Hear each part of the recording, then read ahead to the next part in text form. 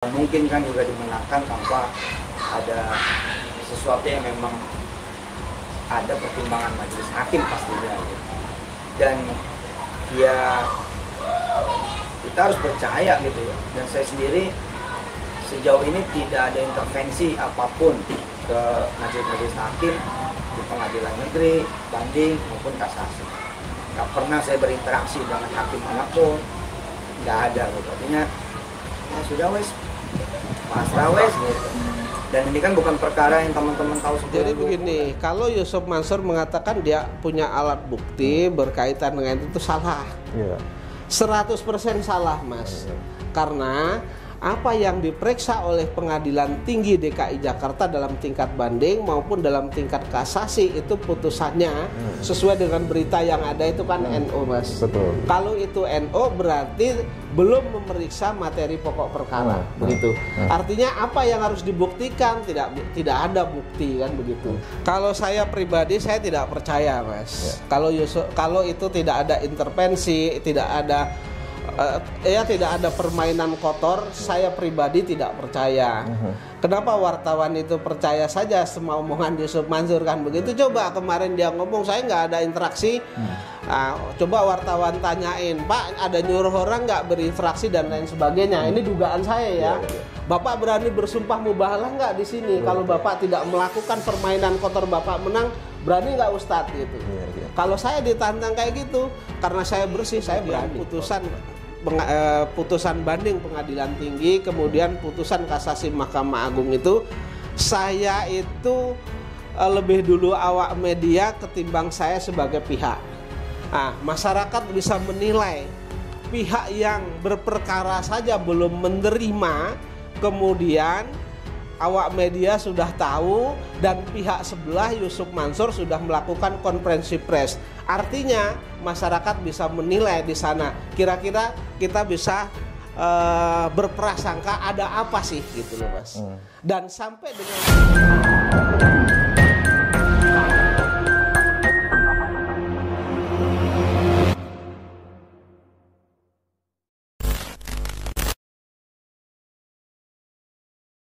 Bismillahirrahmanirrahim. Assalamualaikum warahmatullahi wabarakatuh. Teman-teman, kembali berjumpa dengan saya Haji di JA TV. Bagaimana kabar teman-teman semuanya? Semoga selalu sehat dan senantiasa dalam lindungan Allah Subhanahu wa taala. Alhamdulillah. Hari ini saya kembali berjumpa langsung dengan Pak Jani Mustafa setelah beberapa pekan kita tersambung hanya melalui Zoom ya. Oke. Ini kita masih membahas terkait dengan putusan kasasi yang mana putusan kasasi di Mahkamah Agung dalam perkara batubara di yang dulunya Pak Jani Muga di Pengadilan Negeri Jaksel, kemudian dimenangkan, lalu pihak JM dan BMT ini melakukan banding, kemudian diloloskan di Pengadilan Tinggi ya Pak ya, dikabulkan banding dan kemudian Pak Jani mengajukan kasasi dan ternyata putusannya ini sungguh mengecewakan. Mahkamah Agung ya Pak ya, menolak permohonan kasasi Pak Jani dan tentunya ini sangat mengecewakan karena saya pribadi sebagai media yang turut serta mendampingi Pak Jani Mustafa dari awal sampai akhir di persidangan Pengadilan Negeri Jakarta Selatan. Saya tahu persis bagaimana perjuangan Pak Jani mencurahkan tenaga dan waktunya bersama investor-investor lain seperti Pak Kholik, Pak Hedi dan lainnya. Pak Jani mengantri dari pagi dan itu pun harus menunggu sampai sore Pak ya. Itu pun berlangsung sama hampir 2 tahun gitu Pak, dan sungguh mengecewakan putusan Pengadilan Negeri Jaksel ini batalkan dengan alasan bahwa Pengadilan Negeri Jakarta Selatan tidak berwenang dan yang berwenang adalah Pengadilan Agama. Baik Pak, terkait dengan putusan kasasi Pak, rencana Pak Jani sebenarnya bagaimana Pak? Ya, jadi biar juga tidak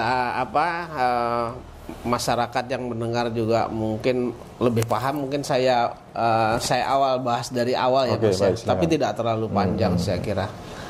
Jadi berkaitan dengan gugatan nomor perkara nomor 28 ya, maaf.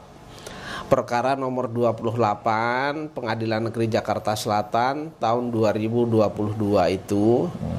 itu di pengadilan perkara antara saya pribadi ya, Jani Mustafa pribadi melawan Yusuf Mansur dan kawan-kawan berkaitan dengan investasi batubara yang terjadi 2009 di Masjid Darussalam Kota Wisata. Jadi saya itu sebagai salah satu korban dari kurang lebih 250 orang begitu, Mas. Iya.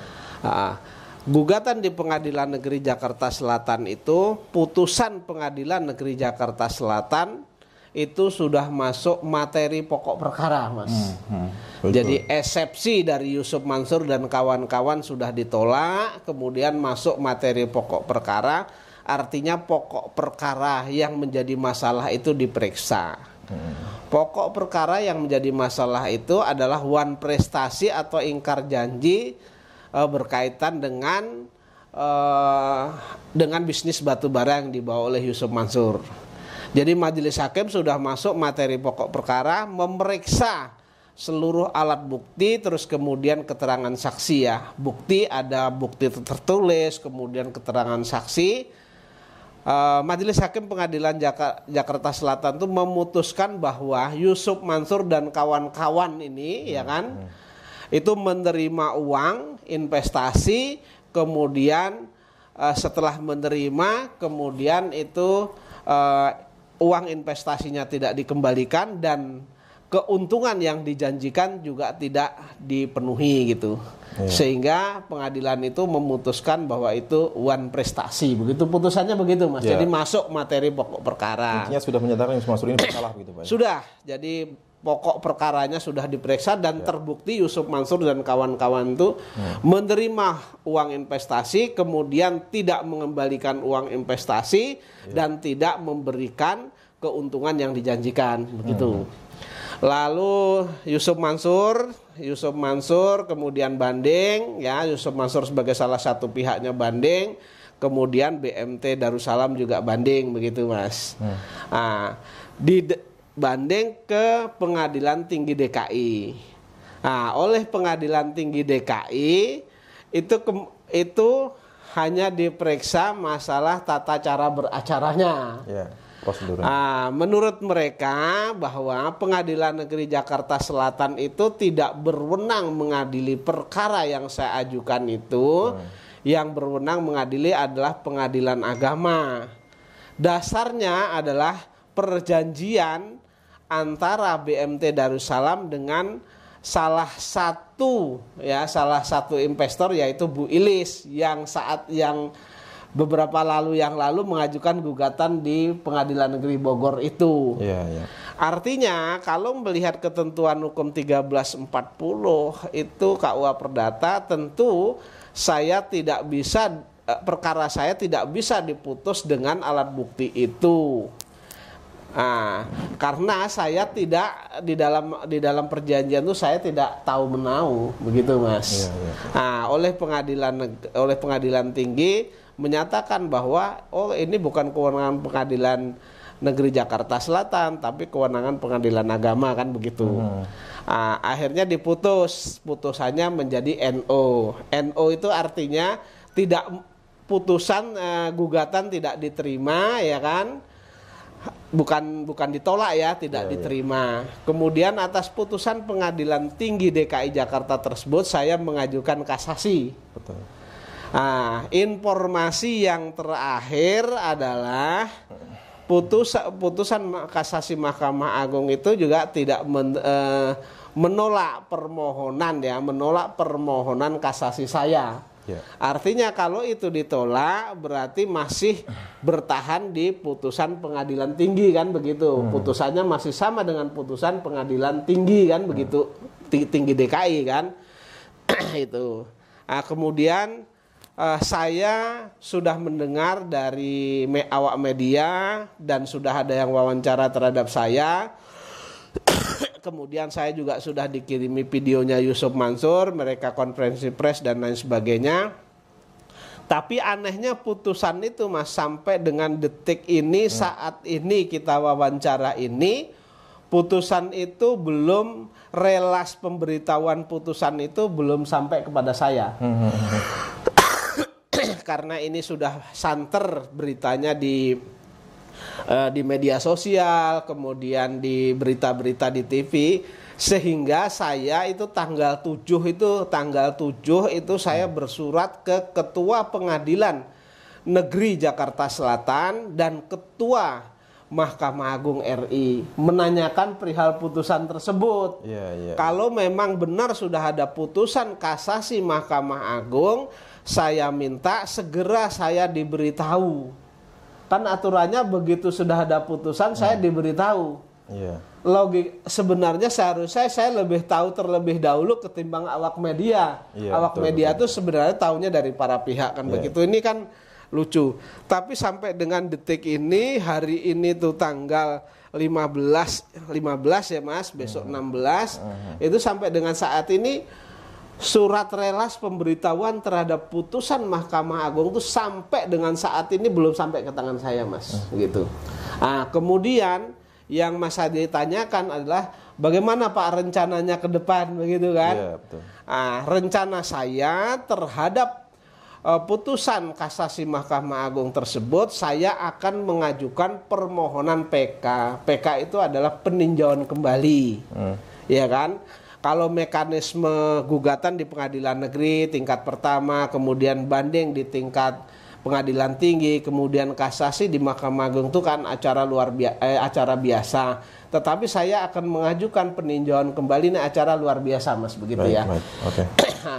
Kenapa saya mengajukan itu? Karena saya masih meyakini bahwa yang berwenang mengadili perkara tersebut adalah Pengadilan Negeri Jakarta Selatan. Alasan saya, putusan pengadilan negeri itu adalah salah menerapkan alat bukti, yang mana di sana saya itu bukan sebagai pihak, ya kan? Terus kemudian dalam alat bukti sendiri yang dijadikan dasar pengadilan tinggi itu pun pilihan hukumnya bukan di pengadilan agama Mas. Betul. Pilihan hukumnya di Pengadilan Negeri Bogor. Betul. Ketika perkaranya Bu Ilis itu diesepsi oleh Yusuf Mansur, ini bukan kewenangan Pengadilan Negeri Bogor tetapi kewenangan Pengadilan Agama. Itu Pengadilan Negeri Bogor, majelis hakim menolak, begitu loh. Alasannya adalah bahwa telah ada pilihan hukum, gitu loh. Jadi saya meyakini ada kekeliruan menerapkan alat bukti. Dengan adanya kekeliruan menerapkan alat bukti itu, maka salah juga menerapkan hukum, begitu Mas. Itu satu. Terus yang kedua, saya masih meyakini bahwa tergugat utamanya ini kan PT Adi Partner Perkasa. Betul. Ya kan? PT Adi Partner Perkasa itu sesuai dengan company profile yang ada, itu bukan perusahaan yang bergerak di bidang syariah, tetapi konvensional. Iya kan? Konvensional. Terus kemudian landasan perjanjian-perjanjian yang terjadi antara saya dengan BMT dan kawan-kawan itu, para tergugat itu kan perjanjian biasa, bukan perjanjian bergerak di akad syariah, begitu. Jadi saya masih meyakini bahwa yang berhak mengadili itu adalah Jakarta Selatan. Ketika ini pengadilan tinggi mengatakan ini kewenangan pengadilan agama, kemudian Mahkamah Agung juga masih menolak permohonan saya karena ada kesalahan itu.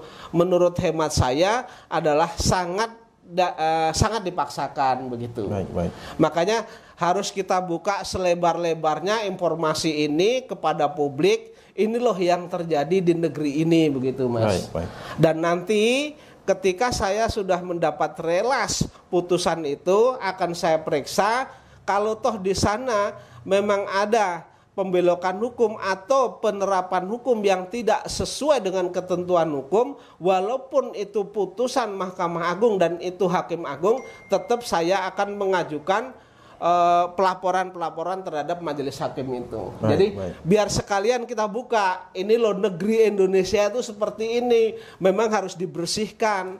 Dan itu bukan dari kata-kata saya pribadi juga.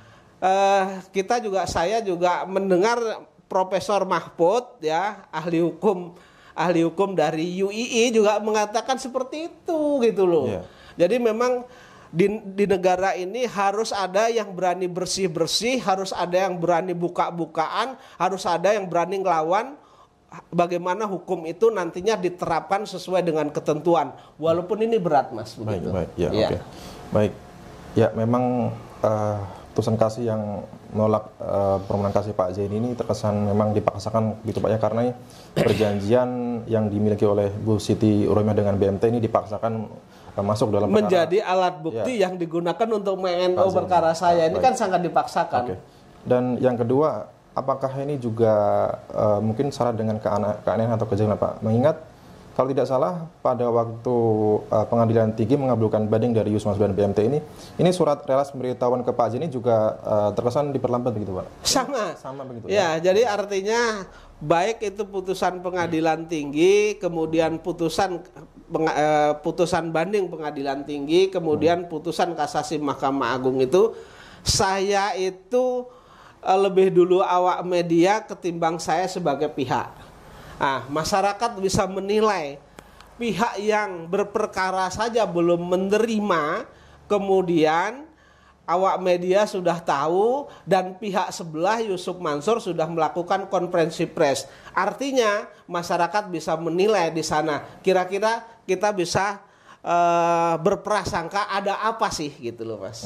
Dan sampai dengan saat ini herannya kan, pemberitahuan putusan saja, relas pemberitahuan putusan itu belum nyampe. Apalagi putusan Mas begitu.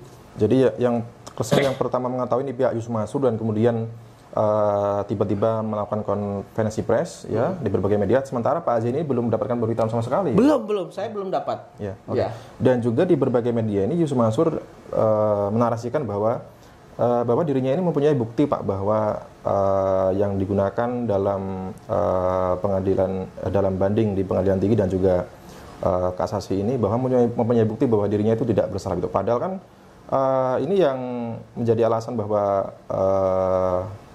putusan di pengadilan negeri Jaksel ini ditolak adalah mengenai prosedurnya saja begitu Pak. Nah, ini menanggapi ucapan Yusuf Mansur di media-media ini bagaimana Pak? Jadi begini, kalau Yusuf Mansur mengatakan dia punya alat bukti berkaitan dengan itu salah. 100% salah Mas. Karena apa yang diperiksa oleh Pengadilan Tinggi DKI Jakarta dalam tingkat banding maupun dalam tingkat kasasi itu putusannya sesuai dengan berita yang ada itu kan NO Mas. Betul. Kalau itu NO berarti belum memeriksa materi pokok perkara begitu.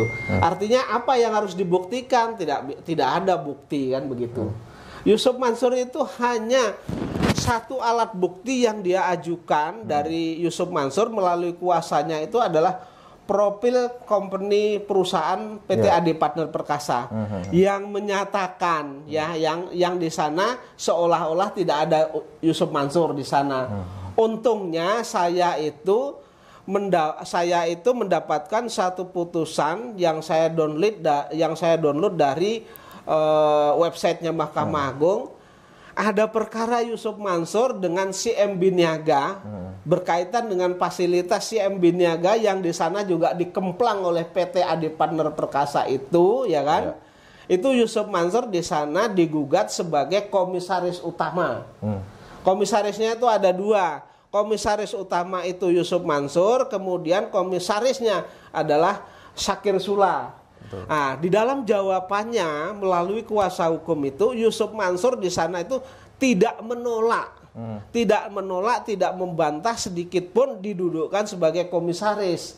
Kok anehnya di perkara saya dia mengatakan gue bukan komisaris nih, gue nggak tahu kan. Untungnya saya bisa mematahkan dalil Yusuf Mansur itu melalui itu gitu Mas. Jadi bisa dikatakan dari segi alat bukti dan itu pun sudah diperiksa oleh majelis hakim di Pengadilan Negeri Jakarta Selatan. Ini sebenarnya Yusuf Mansur dari segi alat bukti itu telah telak gitu Pak ya. Iya. Jadi Yusuf Mansur sebenarnya tidak berhak menyatakan bahwa dirinya itu mempunyai alat bukti dan menyatakan bahwa dirinya itu tidak bersalah atau tidak melakukan barang prestasi. Karena yang menjadi alasan bahwa Pengadilan Tinggi mengabulkan banding dan juga kasasi menolak kasasi Pak Zain ini, ya adalah acuannya adalah perjanjian yang dipaksakan seperti itu. Iya, perjanjian itu. Jadi bukan alat bukti Yusuf Mansur. Ya kan, bukan alat bukti Yusuf Mansur begitu. Jadi surat perjanjian.